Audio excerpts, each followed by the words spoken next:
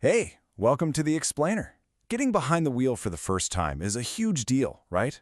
But it can also feel like a lot. So that's what we're here to do. We're going to break down your very first drive into simple, easy-to-follow steps, starting right from the driver's seat.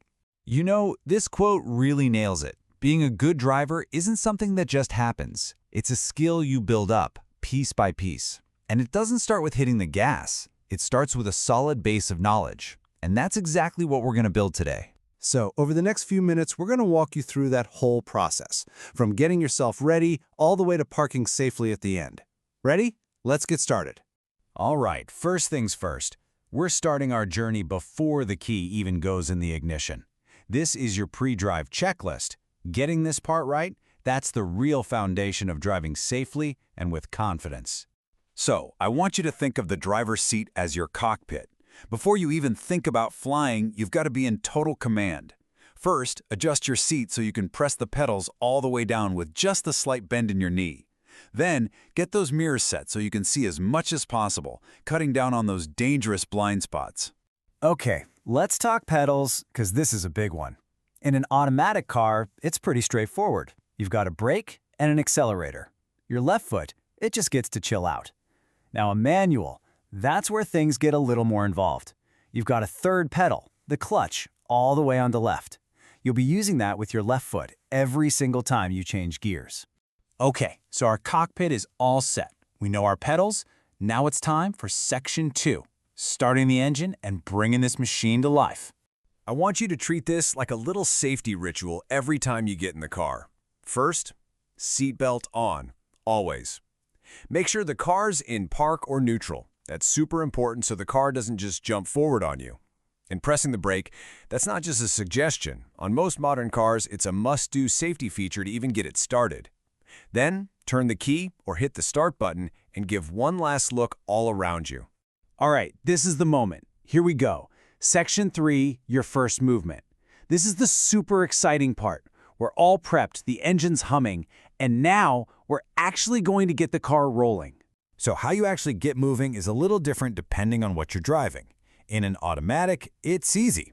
Keep your foot on the brake, shift the gear selector from park to drive, and then just gently, slowly lift your foot off the brake. The car will start to creep forward on its own. A manual, though, that's more like a little dance with your feet. You press the clutch all the way down, shift into first gear, and then you coordinate gently pressing the accelerator while smoothly letting the clutch out. Yeah, it's going to take some practice for sure, but you'll get the hang of it. We're rolling. Awesome. So, now what? Let's dive into Section 4, Navigating the Road. This section is all about the core skills you need once you're actually out there and in motion. Think of these as your golden rules. You've probably heard this one, hands at 9 and 3 on the wheel. Why? It just gives you the absolute best control. Start off slow. Get a real feel for the car. When you brake, do it smoothly. Don't slam your foot down. And please, signal before you turn. Let everyone else on the road know what you're planning to do. And finally, check your mirrors and your blind spot every single time. Okay, I need you to burn this number into your brain. 3 seconds. Honestly, if you only remember one single safety technique from this whole explainer, let it be this one. This is the absolute key to keeping a safe distance between you and the car in front. So how does it work? It's so simple. Just pick something ahead that doesn't move, like a signpost or a tree. As soon as the back of the car in front of you passes it, you start counting out loud. 1 1000, 2 1000, 3 1000. If your car passes that same spot before you finish counting, you're falling too closely. Just ease off the gas a bit and let the gap grow. It's such a simple but brilliant little trick. So after your drive, it's time to bring it all to a safe stop with Section 5, the perfect park. And I don't want you to think of this as some scary high-pressure test. Think of it as the calm, final chapter of your trip. You know, just like we had a ritual for starting, we've got one for stopping safely too. Find a legal spot and bring the car to a nice, smooth, complete stop. Shift into park, then pull up that handbrake. Think of it as your insurance policy. Once that's on, you can turn off the engine. But you're not done. One last crucial step. Check for bikes or cars before you swing that door open. So we've gone over all the mechanics, the nuts and bolts. But this last section, it's easily the most important one. It's all about your driver's mindset. Because let's be real, the best safety feature in any car is you. Seriously, please do not make your first drive during rush hour on a busy street. Find yourself a big, empty parking lot. That's your personal training ground. It's the perfect place to get a feel for how the car accelerates and brakes without any pressure. Build your confidence there first. Okay, this one is non-negotiable.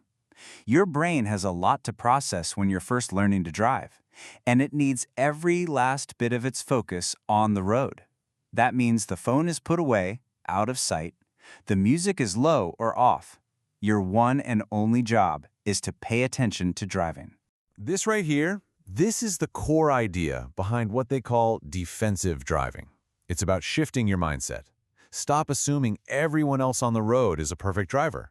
Instead, kind of assume they might make a mistake, that the car ahead might brake suddenly, or that someone might not see you. When you anticipate things like that, you give yourself way more time to react safely. And last but not least, please be kind to yourself. You're gonna make mistakes. I did.